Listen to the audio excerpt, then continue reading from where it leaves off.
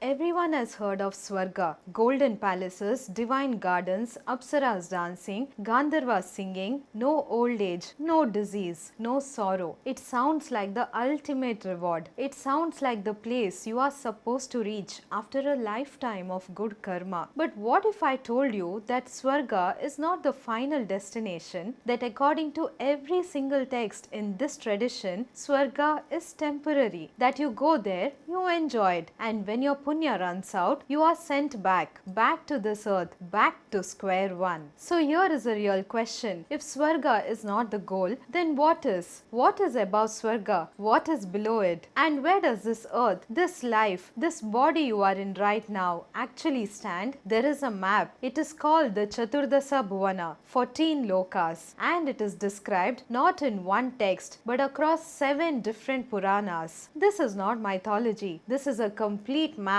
of the cosmos. And today I am going to walk you through it, all 14, from the very bottom to the very top. But before we begin, if you have children at home and you want them to grow up with these stories, with the stories of Bali and Vamana, of Prahalada, of Narada, I have built something for exactly that. The Temple Girl Kids app, beautifully illustrated stories from our tradition designed for children. It is available on both iOS and Android. You can download it at templegirl.com. Link is in the description. Here is a structure: 14 lokas, 7 below this earth called the Adholokas, 7 from the earth upward called the Urdhva Lokas. Bhuloka, this earth, is the first of the Urdhva Lokas, the starting point. Everything begins here, each loka separated by 10,000 yojanas. Every Purana agrees on that measurement. But before we go any further, I need to clear up the single biggest misunderstanding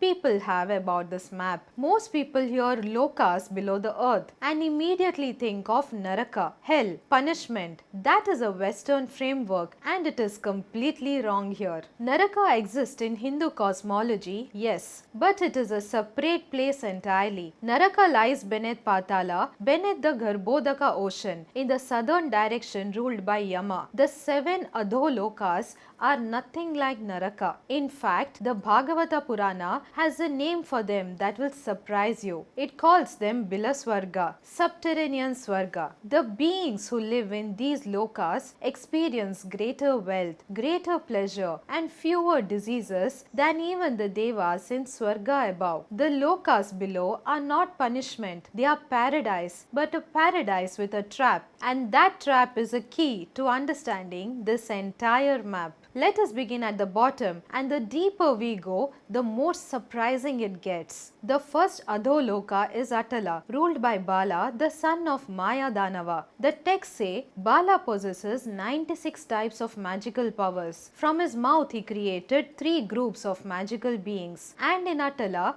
a substance called Hataka Rasa is produced. Anyone who consumes it feels invincible, undefeatable. They believe they are the most powerful being in existence, and that is exactly the problem. They cannot see their own delusion. The effect is so complete that the person trapped in it does not even know they are trapped. Have you ever seen someone so deep in a pattern that everyone around them can see the destruction, but they cannot? That is what Atala represents. That is a state before it is a place. The second Adholoka is Vitala, and if you needed any more proof that these Adholokas are not hell, here it is. Shiva himself dwells in Vitala. He is present here as Hatakeshwara along with Bhavani and his Ganas. A river called Hataki flows through Vitala, and from its waters a special gold is produced. The wealth here is immense, but the Purana makes something clear. This is a beauty of attachment. Everything glitters, nothing lasts. Even the gold of Vitala is a test. Now, the next Adholoka has a story that will change how you think about this entire map, because here Vishnu does something that he has never done for Indra, never done for any deva, never done for any being in all of Swarga. The third Adholoka is Sutala, and its ruler is not some Rakshasa or some fearsome Naga. Its ruler is Maharaja Bali, the grandson of Prahalada. Bali performed a yajna so powerful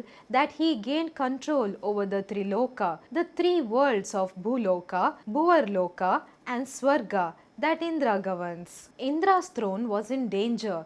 The Devas panicked, and Vishnu descended as Vamana, a small Brahmana boy, and asked Bali for 3 pieces of land. Bali's guru Shukracharya saw through the disguise. He warned Bali, "This is not a boy, this is Vishnu himself. Do not give him what he asks." And here is where Bali becomes one of the greatest figures in this entire tradition. He said, "If this is truly Vishnu, then this is my greatest fortune. I will give him everything." Vamana grew to cosmic size. His first step covered all of Bhuloka.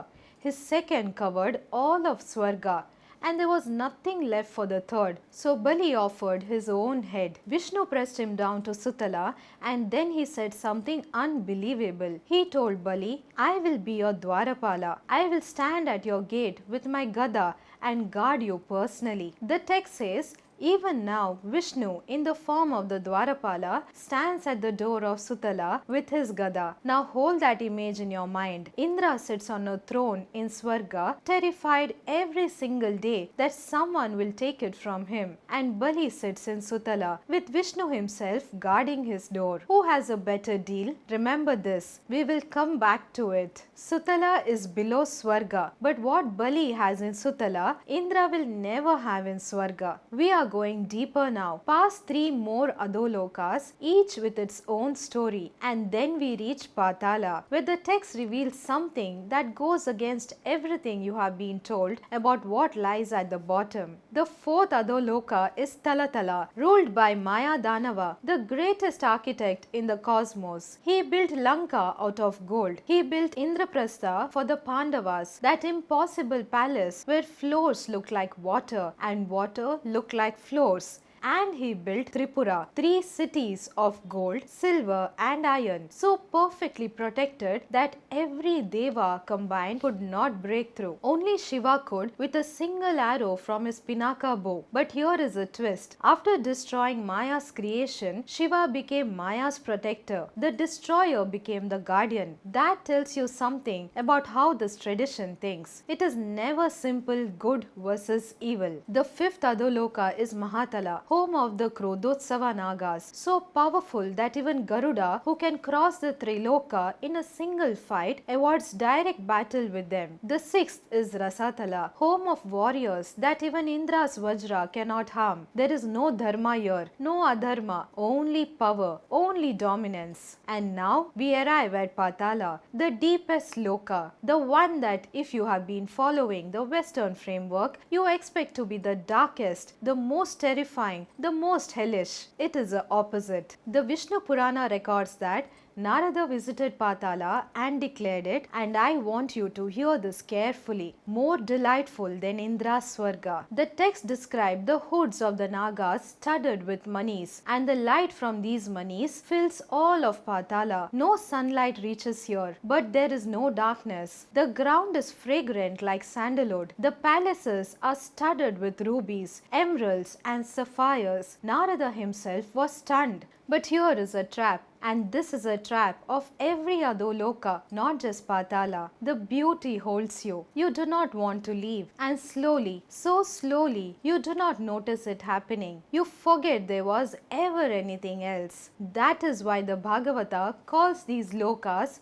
Bilaswarga. They are heavens, but they are heavens you cannot leave. Below even Patala, at 30,000 yojanas, lies Ananta, Sesha, the 1,000-headed serpent on whom all of Bhulokas rest like a mustard seed on a single hood. Now, we have gone all the way to the bottom, and what did we find? Not darkness, not punishment, but beauty so overwhelming it becomes a prison. Vishnu standing as a Dwarapala, Shiva dwelling as Hatakeshwara, the deepest Loka declared more delightful than Swarga. So then, What makes Bhuloka special? One thing. It is the only loka where karma can be performed. In Swarga, you enjoy past punya but cannot earn new punya. In the other lokas, you cannot change direction. Only here on Bhuloka, you can choose. The Purana says even the Devas and Gandharvas desired birth in Bharatavarsha. The beings who have Swarga want to be born here instead because this is the only loka where moksha is possible. Now let us move upward and I will show you why even Swarga, the loka everyone dreams of, is not what you think it is. Above Bhuloka is Bhuvar Loka, the Antariksha between Bhuloka and the sun, home of the Pitras, our ancestors who have left their bodies but have not yet ascended. When you chant the Gayatri mantra, Om Bhur Bhuvaswaha, you are invoking these three lokas. Bhur is his earth, Bhuvaha is the Antariksha, Swa is Swarga. And now we reach Swarga itself, the loka everyone dreams of. Let us see what it actually is. It sounds perfect.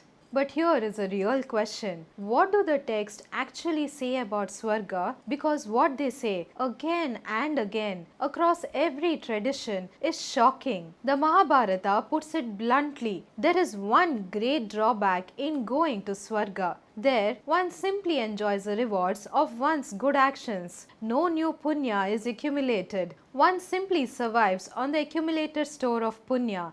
And when that store is exhausted, one has to fall down. You spend an entire life doing good. You build up enough punya to reach Swarga, and then you sit there spending it like a bank account that only allows withdrawals, no deposits. And when the balance hits zero, you fall. That is why the wisest minds in our tradition say, do not even desire Swarga. Now remember Bali, sitting in Sutala and Adholoka with Vishnu at his door, no expiry, no fear of falling. Bali, who was sent below Swarga, ended up with something better than Swarga. And he got it not through punya, not through bhakti. Remember that word. It becomes important at the end. So if Swarga is not the destination, what is? Let us keep going up and find out. Above Swarga is Mahar Loka. The great Maharishis reside here, beings who have moved beyond Swarga's pleasures entirely. And here is what makes Mahar Loka significant. When Brahma's day ends and Pralaya comes, the lokas below are destroyed, but Mahar Loka endures.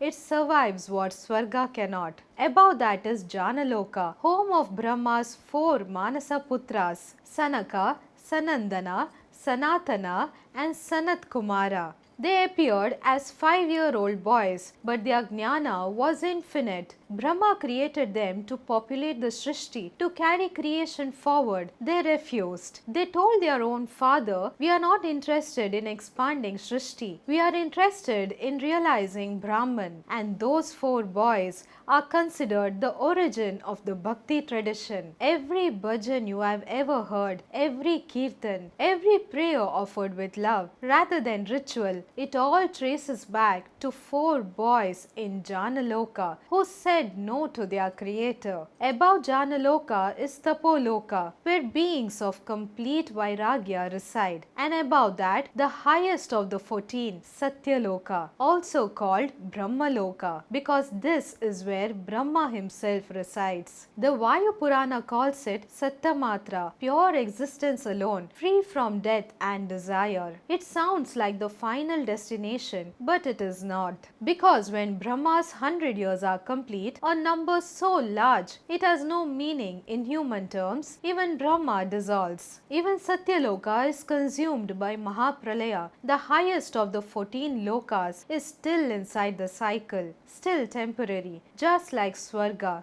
just on a longer clock. So what is beyond? This is where the entire video comes together. The Bhagavata Purana records Vishnu himself saying Mahar Loka, Jana Loka and Tapoloka are the destinations of those who practice yoga, perform austerities or become sannyasins. But my region, Vaikunta, is a destination of those who practice the yoga of devotion. Vaikuntha is not the 15th Loka. It is not above Satyaloka on this map. It is outside the map entirely. Outside Srishti, outside Pralaya, outside Kala. The Padma Purana describes it immortal, eternal, endless, free from Srishti and Pralaya. The sun, the moon, the fire does not light it. That is the highest place of Vishnu, after going to which beings do not return. Do not return, not stay for a long time, not remain until Punya expires. Do not return ever. And how do you reach Vaikuntha?